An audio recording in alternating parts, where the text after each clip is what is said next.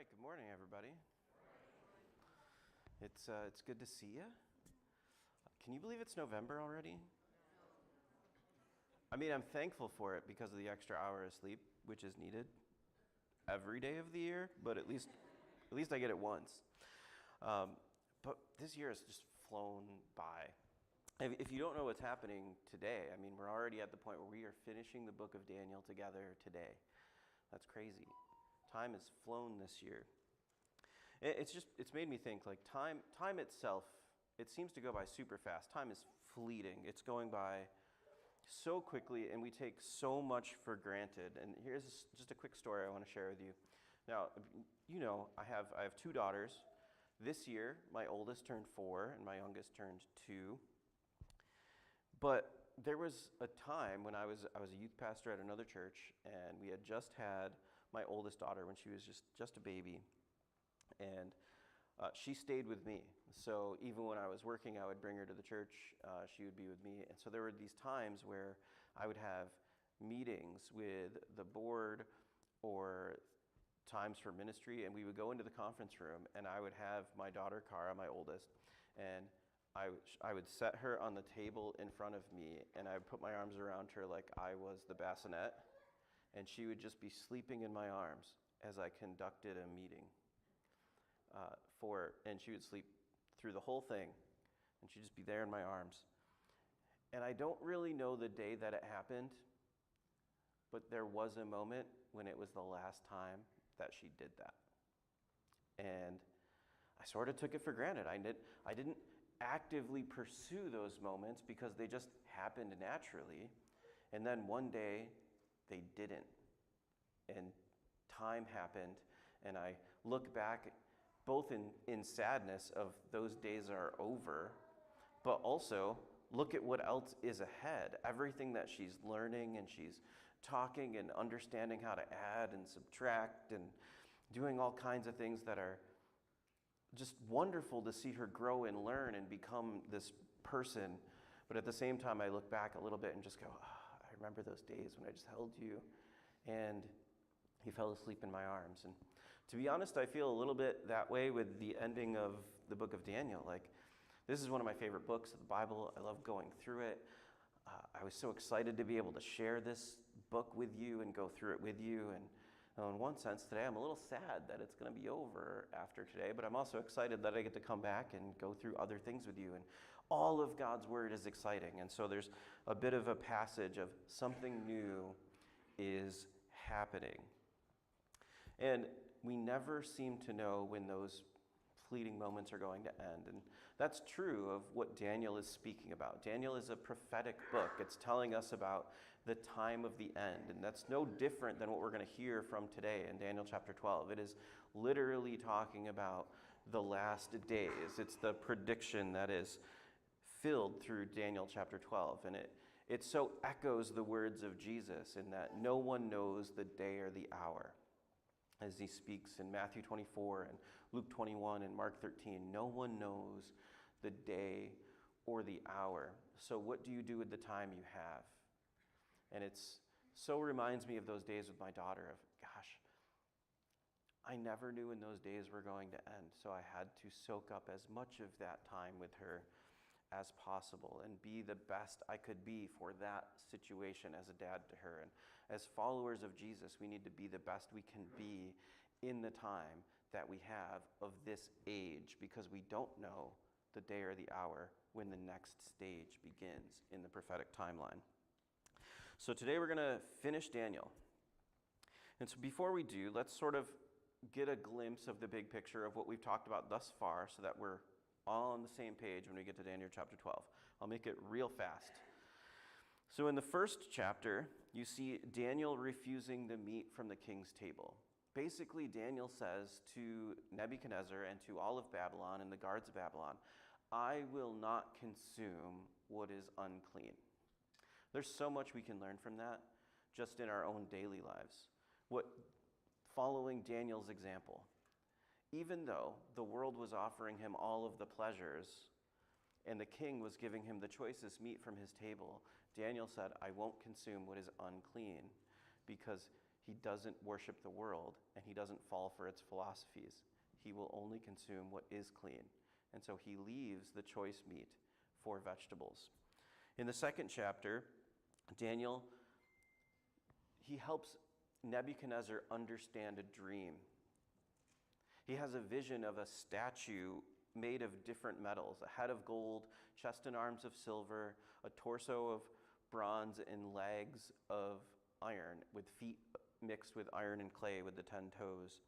And so Daniel describes and helps Nebuchadnezzar understand what that statue is. And it's about future kingdoms and the kingdoms that are coming, and it's predicting the future as it relates to Israel. And so the head of gold was Nebuchadnezzar, the chest of arms and silver were the kingdom of Persia, meaning the kingdom of Babylon would not last forever. It would be supplanted by an even weaker kingdom. And then that kingdom wouldn't last. It would be supplanted by the Greeks, and then that wouldn't last. It would be supplanted by Rome, and ultimately there would come a final kingdom that was a mixture of iron and clay, with sort of the background of what the glory of Rome was, but weak and brittle with clay. And in the time of those kings, a stone uncut from human hands would come and crush the statue and topple it over, meaning human government has ended, the rock has come. Jesus, who is the rock that we build our foundation on, would come and destroy. That is the future that was predicted to Nebuchadnezzar. In chapter 3, we see Daniel's friends stand up to Nebuchadnezzar as he defies God and the statue that he dreamt of, and he builds a statue in all gold, saying, no, Nebuchadnezzar and his kingdom will live forever. And then his friends refuse to bow to the statue, and Nebuchadnezzar throws them in the fiery furnace, and they survive because there happens to be a fourth member in the furnace, which looks like Jesus. In Daniel 4, Nebuchadnezzar gets humiliated. He addresses the nation, and he tells them all that Daniel had done for him. The way that Daniel had interpreted his dreams and predicted what God would do before it happened, and how Nebuchadnezzar's time in the wilderness where he went crazy and acted like an animal was predicted by God. And only when Nebuchadnezzar would humble himself before God was he restored to sanity and able to rule again. And he tells the whole nation of Babylon, you should worship the one true God. It's Daniel's God. And so even the cruelest, most powerful man on earth gets humbled by God. And it's likely we will see him in heaven. Daniel 5, the descendant of Nebuchadnezzar, fails to live up to the glory. And he sees a vision of handwriting on a wall. And he has Daniel interpret it for him. And Daniel says, your time has come to an end. Persia's coming to take over the kingdom. And Persia does that night. In the 6th chapter, Daniel is under new leadership. There's a new king in town, King Darius, and he's a Persian king. And the rest of the wise men get in King Darius's ear and say, you know what would be great? How can we subjugate these people? We can give them a time frame where they're only able to pray to you because of your glory. And all the ego of the king goes, that sounds good. That sounds like a great idea. So he writes out an edict, and Daniel openly defies it and says, I will only pray to God. And he prays with the windows open so that all can see what he's doing. And he gets arrested and thrown into the lion's den where he doesn't get eaten because he followed God's commands and he pursued the one true God and never gave in to cultural pressure. In Daniel 7 and Daniel chapter 8, we see two different visions, one of 4 beasts that are reminiscent to the 4 different metals found in the statue of chapter 2. In Daniel 8, it's more specific with a ram and a goat, talking about the kingdom of Persia and the kingdom of Greece that is coming. In Daniel chapter 9, there's a specific prophecy of the 70 weeks that are prepared for God in prophetic future. And it gets so detailed that I would say we don't have time to go through what that is. But ultimately, Daniel predicts when the Messiah will come and that there will be a 7-week period or a 7-year period before his return. In Daniel chapter 10, the beginning of his final vision, that's where we're at now. See, Daniel's in his final vision. Chapter 12 is the last part of that vision. And in chapter 10, he sees the coming reign of Persia. In chapter 11, we see a full prediction of incredibly detailed events that cover the 400 years between the Old and the New Testament. And we see how well it was fulfilled in history, yet Daniel predicted it before it would happen. And that's the first part of chapter 11. The second part of chapter 11, it ends with highlighting this character from the kingdom of Greece called Antiochus IV. And the picture of his life at the end of chapter 11 shows a foreshadowing of that ruler being a foreshadow of the ultimate Antichrist who will come at the end of times. And so we're dealing with the end of times, and chapter 12 begins. So what I would say is this is a book of prophecy. That's a great thing, but it's also filled with boatloads and truckloads of personal application that we can have because of the life Daniel lived throughout the prophecies he was giving. And so there's two things we can learn from this. One, what God has for the future and what is coming, even though we don't know the day or the hour. And the second thing is how to live well in light of that fact, because Daniel did. And so I think it's important to heed the words of Paul when we're dealing with the book of prophecy. In 1 Thessalonians 5, verses 18 through 20, Paul says, "In everything give thanks, for this is the will of God in Christ for you. Do not quench the spirit. Do not despise prophecies." If we don't know the time, what do we do with the prophecies? How do we not despise them? If we don't know when something's coming, how do we live well with the time that we do or don't have? I think Jesus answers this question well when he gives the parable of the talents. In Luke 19, in verse 12, Jesus is telling a story, and it goes like this. "Therefore he said, a certain nobleman went into a far country to receive for himself a kingdom and to return. So he called 10 of his servants, delivered them 10 minas, and said to them, 'Do business till I come.'" So Jesus is giving a parable about a guy who goes off he leaves only to receive lordship and kingdom, to come back at a time that the servants are unaware of. And he gives them things to take care of while he is gone, but they don't know when he will return. The story ultimately goes like this. To some servants he gives more, to some servants he gives less. But when he returns, he examines what they did with what he gives. Now, to a person he gives 10 talents, they doubled the money for the returning king, and they have 20 talents. To the person he gave 5, they double what the king gave them. He wasn't king when he left, but he's king when he returns. And he doubles what he had stewardship over. But to the person he only gave one talent, he buried it in the ground. And he goes to the king when he returns, and he says, "Look, I know you're harsh, and I know you judge harshly, so I made sure I didn't lose anything. Here's my 1 talent. And with that 1 talent, he says, "You wicked and unfaithful servant," and he throws him into the den where there's weeping and gnashing of teeth, because he wasn't faithful with what he was given. He didn't do anything with it. He didn't invest in his time. And in verse 13 of Luke 19, when he says, "Do business until I come," you don't know when he's returning, but he's still expecting you to be active with what he's given you. So until this time that Daniel 12 talks about comes, we are to occupy. We are to do what he has asked us to do. But today is about finishing the book of Daniel. So let's open up to Daniel chapter 12 and see what God has in store. "At that time, Michael shall stand up, the great prince who stands watch over the sons of your people.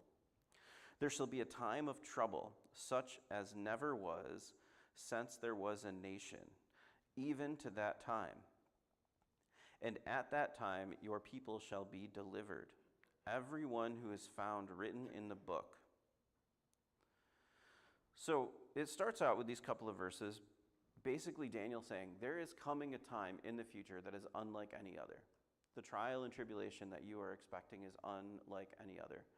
Now, in the previous chapter, he went through a time where there was a ruler who was so evil, he slaughtered thousands and enslaved thousands of the Jewish people.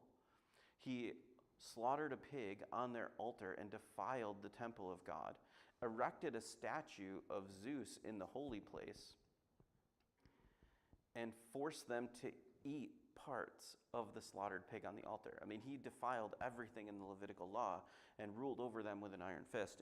And Daniel is saying, yeah, I know I predicted that, but what's coming next, what's coming at the end is even worse. That's a foreshadowing, but it's not even close to how bad it will be at the end. And he says, at that time, your people, meaning the people of Israel, the descendants of Jacob, will be delivered, everyone who is found in the book. Now, what is the book that is referring to? He's talking about the Lamb's book of life. It's mentioned in the book of Revelation. It's mentioned in Exodus 32 when Aaron makes the golden calf and Moses gets upset and God basically says, I'll blot those out of the book of life. It's mentioned in Psalm 69 when David prays. This book is all throughout Scripture. It's about those whom God will save. And so God is saying at the end, there will be a time when your people, the people Israel, the nation, the ethnic descendants of Jacob, will be saved, those who are found in the book of life, the faithful remnant of the descendants of Jacob at the end of time. Many of those who sleep in the dust of the earth shall awake, some to everlasting life and some to shame and everlasting contempt. So all the way back in Daniel, we have this prediction that in the future, there will be some sort of waking up, some to life and some to shame and contempt. This is mirrored in the Gospel of John. In John chapter 5, verses 28 and 29, it says this, "Do not marvel at this, for the hour is coming in which all who are in the graves will hear his voice and come forth, those who have done good to the resurrection of life, and those who have done evil to the resurrection of condemnation." So all will resurrect. Some will resurrect to life and to glory and receive the glorified bodies because of the forgiveness on the cross of Christ. Some will resurrect to judgment. And so this is really telling us that all humanity has a binary choice. Heaven and hell is a binary choice. There's no third option. And the question is, where do you want to end up? And what do you trust to get you there? Because only Jesus can get you there. He tells us that himself. I am the way, the truth, and the life. No one comes to the Father except through me. So the only way to the resurrection to life is through Christ. If we try to do it on our own, if we depend on our own works, our own good deeds, or our own intentions, then we will be part of the resurrection unto condemnation, because only Jesus' righteousness can cover us to get us through to the resurrection of life. And even back in the book of Daniel, it says, many of those who sleep in the dust of the earth will awake, some to everlasting life, some to everlasting contempt. But in the next verse, it says, those who are wise shall shine like the brightness of the firmament, and those who turn many to righteousness like the stars forever and ever. Now, I love this verse because it's echoing a universal truth in the story of humanity. Those who follow Christ and have accepted the grace and forgiveness of the cross and put their faith in Jesus to cover their sins, God has called you out. The rules that Jesus set up for the church are go and make disciples, love your neighbor as yourself, love your enemies and pray for those who persecute you. Right? Be salt. You are the salt of the earth. You are the light of the earth. Your city standing on a hill. You don't cover it with a bowl. Those are the things Jesus has called us to do, to be a light in the darkness, like the stars in the sky. What I find interesting is I recently moved out here when Come to Life got started, but I haven't always lived in this sort of suburban area close to the city. And one of the hardest things for me living out here is the night sky. it is not the same as when I lived in the middle of nowhere. And I could look up at the sky and see all the stars and even see some of the Milky Way, where now I see the moon and streetlights. That's what I see now. Because the darker it is, the brighter the light shines. It's been flooded out here with streetlights.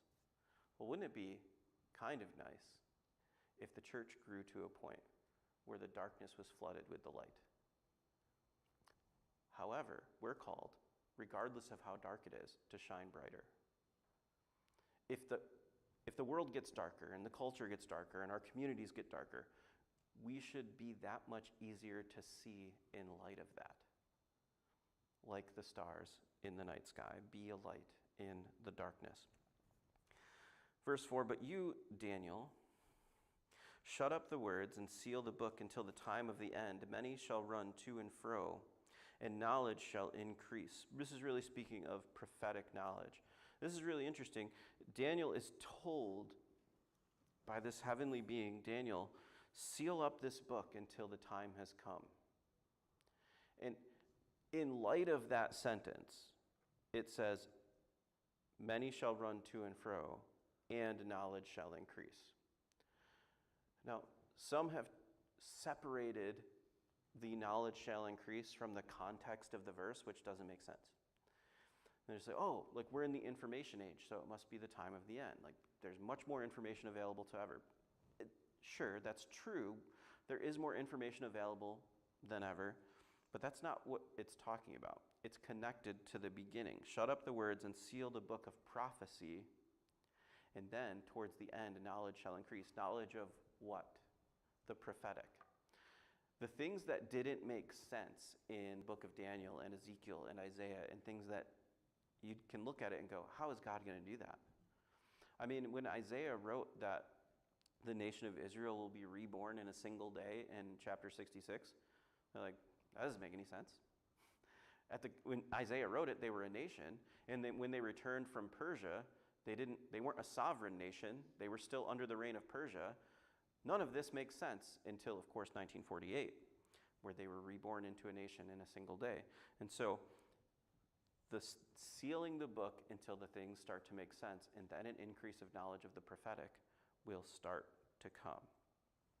Then I, Daniel, looked, and there stood two others, one on his riverbank and the other on that riverbank. And one said to the man clothed in linen, who was above the waters of the river, how long shall the fulfillment of these wonders be? Then I heard the man clothed in linen, who was above the waters of the river, when he held up his right hand and his left hand to heaven, and swore by him who lives forever, that it shall be for a time, times, and half a time. And when the power of the holy people has been completely shattered, all these things shall be finished. Well, we don't know when the starting point is, but we do know that at some point there will be a midway point, and from there will be a time, times, and half a time, or a year, a duality of years, or 2 years, and then half a year, 3.5 years, until these things are finished. So during the final period of God's judgment on the earth, before the return of the Messiah, there will be a 3.5-year period in particular where this man, who looks a whole lot like Antiochus Epiphanes, is reigning, yet even far worse than it was during the intertestamental period. In verse 8, although I heard, I did not understand, and I said, my Lord, what shall be the end of these things? And he said, go your way, Daniel, for the words are closed up and sealed till the time of the end. Many shall be purified, made white and refined, but the wicked shall do wickedly, and none of the wicked shall understand, but the wise shall understand. So Daniel says, wait, when is this happening?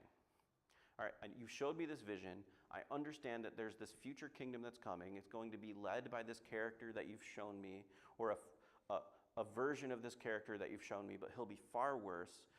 When is this coming? Why are you telling me this? And God says, don't worry about it. It's not for you to know. Be sealed up until the end. However, before that, here's what's going to happen. Here's the good news.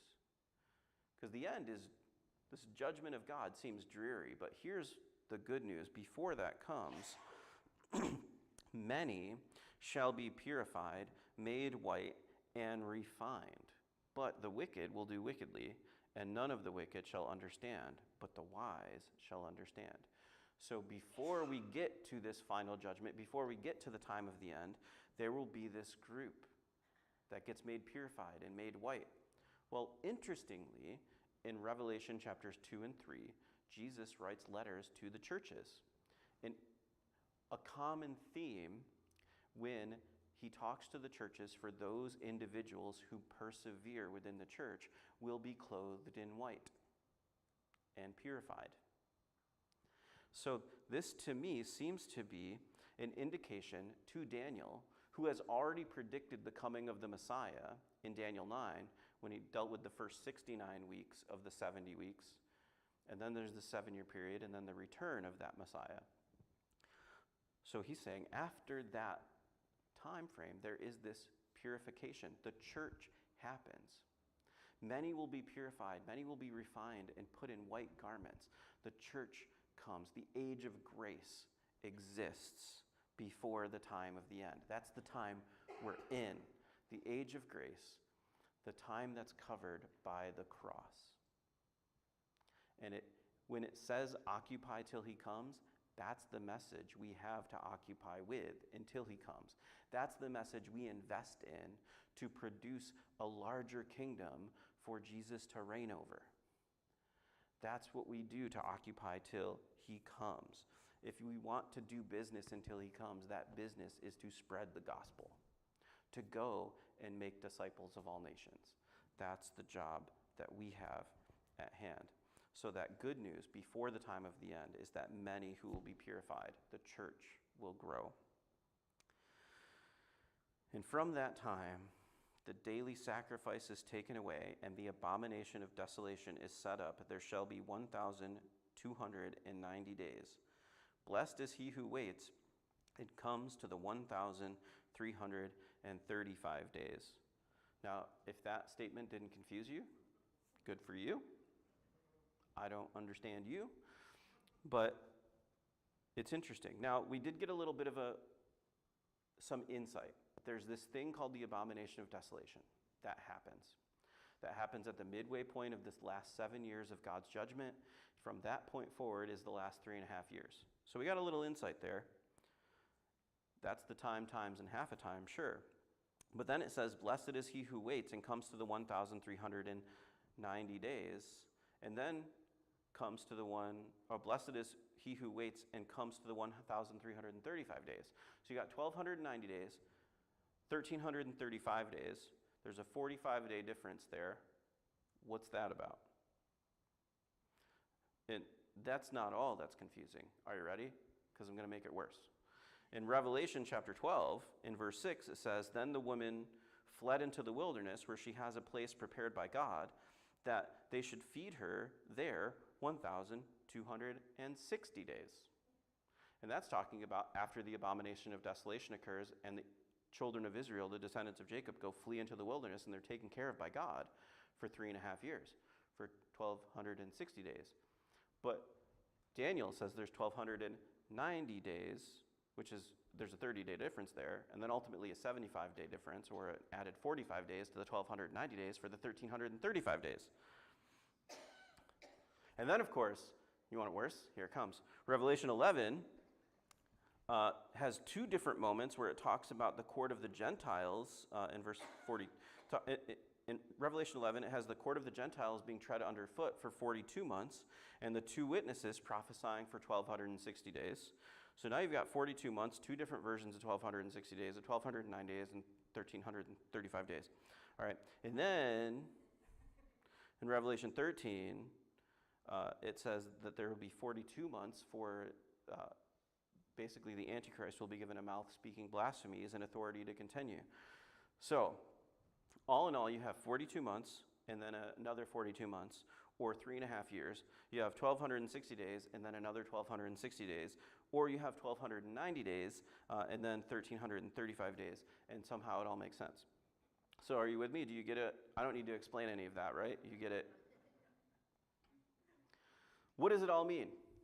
Are you ready for this big, wonderful, insightful statement? I don't know. I have a guess, but I'm not willing to claim theological proof on it. I have a guess, though. Here would be my guess. The 3.5 years and 3.5 years are two different periods that equal 7 years. That's just simple math. Thank you. But then you have 1,260 days and 1,260 days. What is that? Well, that's 3.5 years and then another 3.5 years. So why are there 30 days tacked onto that? Well, I think after the 7 years, it tells us pretty clearly in Revelation 19 that Jesus returns and wipes out his enemies in the valley of Armageddon. Okay, there you go. End of the 7 years. Now there's an extra 30 days. Well, Matthew 25 is Jesus answering the question to his disciples about the end, what it will look like and when he comes. And in Matthew 25, he shares about this judgment called the sheep and the goats. So maybe, again, I don't know, but maybe that extra 30 days is Jesus dealing with the judgment of the sheep and the goats, separating the sheep from the goats, the nations who were faithful and treated Israel well, those who did not, the individuals within those nations, and that might take some time on earth to figure out. But then you've got another 45 days, and what's that all about? Well, in Jude, we're told that Jesus, the Messiah, is going to return with tens of thousands of his saints, and we're going to rule and reign with him. So that just might be after the separation of the sheep and the goats. Now it's time to delineate the nations. And as Jesus is setting up the millennial kingdom, he's divvying up the different areas and land masses and properties that each of his saints has dominion over as they report to him. So my guess, and this is just a guess, is that the separation of these days is, one, no one knows the day or the hour, so it's meant to be kind of confusing. But two, it will take time for this judgment to happen because it will take place on earth where time passes. So you have time for the judgment of the sheep and the goats and then the setting up of the millennial kingdom and divvying out responsibility. That's what I think. There you go. Hopefully that made some sense to you. If it didn't, it's all right. You just, when people ask you, you say, I don't know.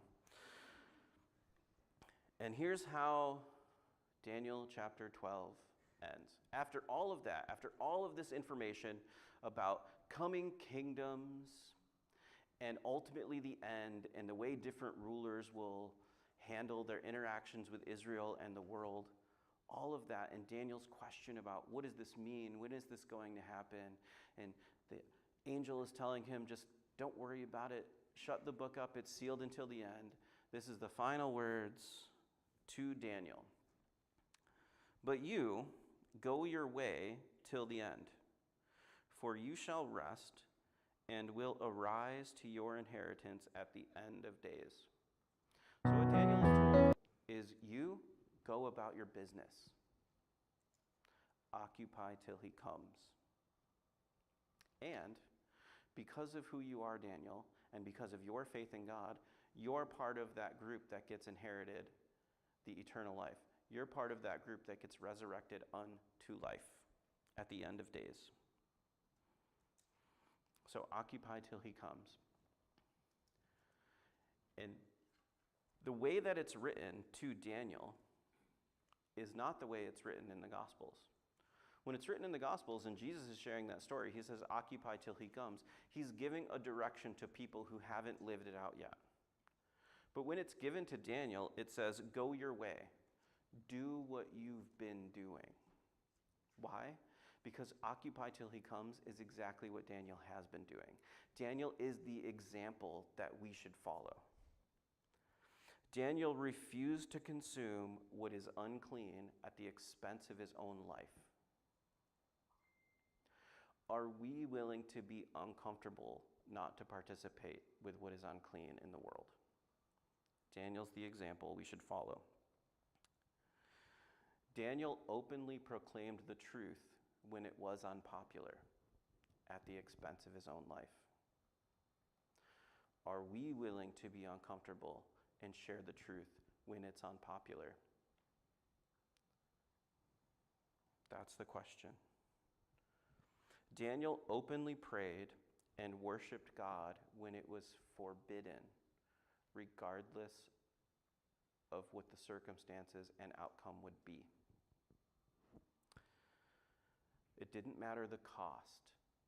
Daniel did what was right. He refused to partake in what was unclean. He only shared the truth openly, even when it could cost him his life. And he openly prayed and worshiped God when it was forbidden and it could have cost him his life. That is occupying till he comes. That is what the church is called to do. It is the reason that the first century church was martyred so quickly. Because when the world was opposed to the church, those people, the apostles, stood on truth at the expense of their own life. And because of their work, the church expanded to what it is today. And in the 21st century, the church, especially in the West, has shrunk. Because believers have lost their fortitude. We've lost our spine and our gumption to stand up, and we've sat down. Will we be like Daniel? Will we refuse to participate in what's unclean? Will we speak the truth when it's unpopular? And will we openly pray and worship God when the world forbids it? And last but not least, will we look forward to the coming of the Messiah as predicted here in Daniel 12? Occupy till he comes. Let's pray. Father God, thank you.